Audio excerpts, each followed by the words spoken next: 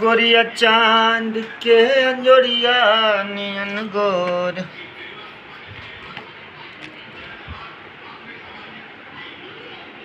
सुगी ए सुगी सुनिया तनी काहे के चिल्लात रहिला का कहतनी आओ तनी यहाँ बैठ तनी तो ई का बा हो देखो तो हई तहार सर्टिफिकेट देखो तनी हम मैट्रिक के आ हई भई तहार एंटर के अच्छा हैं अब त एमे बातें का तो से कि तहार बाबूजी तहार माई कहले रहली कि तू मैट्रिक में 4 डिवीजन आए रहो सुगी। याद बाटे नु तू आए रही नु। हाँ तो हई सर्टिफिकेटवा के हिसाब से तो 3rd डिवीजन लिखल बाटे हैं 195 नंबर अच्छा 185 नंबर अच्छा हई एगो माध्यमा के सर्टिफिकेट बाटे अल्लाह अहे में तो लाल लाइन परल पे लागत कि तू मैथ में फेल हो गए रहो तो मैट्रिक में फेल बार वही माध्यमा के सर्टिफिकेट माध्यमा से पास भइल रहो नु। हां मैथ के परीक्षा दे के कि तो बड़ा झूठ बोललम से हमरा से तू हटना बड़ा का झूठ कि तू फर्स्ट बारू अब माध्यमा से पास भइल बारू तोरो तो बाबूजी हमरा से झूठ बोले रहन हमर बाबूजी से वैसा झूठ। हाँ तो हमार बाबूजी का झूठ बोल रहा ना बोला बाबूजी कहले रहन कि हमर बेटा 50,000 रुपया कमाला और रउआ कमाता नहीं 6,000 रुपया। तो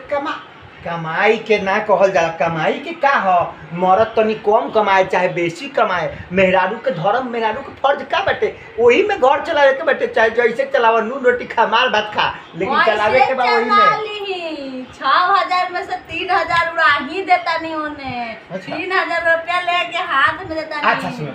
3,000 देवता नहीं नु हाँ सब नील नहीं नु ना आई बताओ कि तहर बाबूजी कहले कि तू फर्स्ट बारू आई तू फेल बारू माध्यमा से पास बारू तो ई ज्यादा बड़का झूठ बा कि हमर कमाए वाला पैसा के ज्यादा बड़का झूठ बा और ज्यादा झूठ बा बियाह शादी में तनी मुनी एने ओने चलेला लेकिन हई 6,000 रुपया कमाता नहीं सीधे 50 ना एबरी ना दोबरी ना तेबरी ए सुगी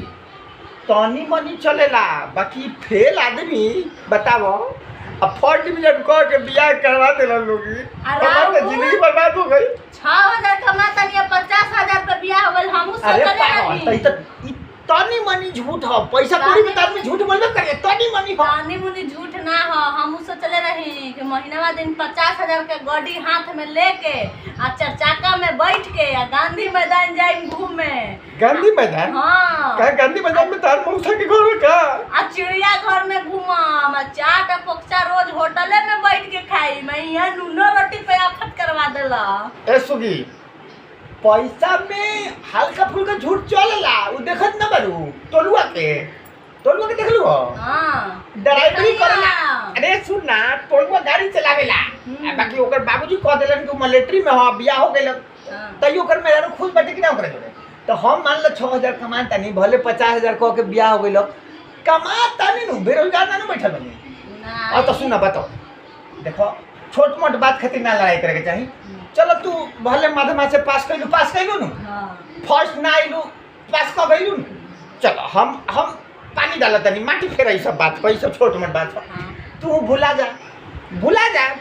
50,000 ना कमाता नहीं हां जाय दी भुला गनी 6,000 कमाता नहीं बस कमाता नहीं नूनो रोटी खाता नहीं जानू बस कमाता नहीं जा कोई बात नहीं जा सुनो का बनाओ पूरी छाना नहीं हरा और बाबूजी हमरा के परेशान करके रख देता नहीं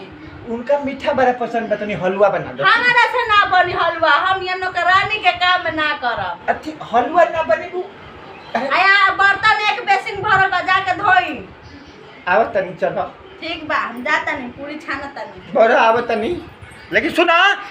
ई सब बात के कहिए ना कि 50,000 कह के बियाह भइल रहे ठीक नु रहुआ ना तो कहम कि ना हम कह के भाई रहे हम तो सब के कहला मेरा 4 डिवीजन बाटे हम कहिला सब पे नैहर में कहि ना कि रोज हम होटल में बैठ के खाई ना मर्दाना 50,000 रुपया कमाइला हमार जा I love you bye love you too तनी बना दी है तनी हलवा बा ठीक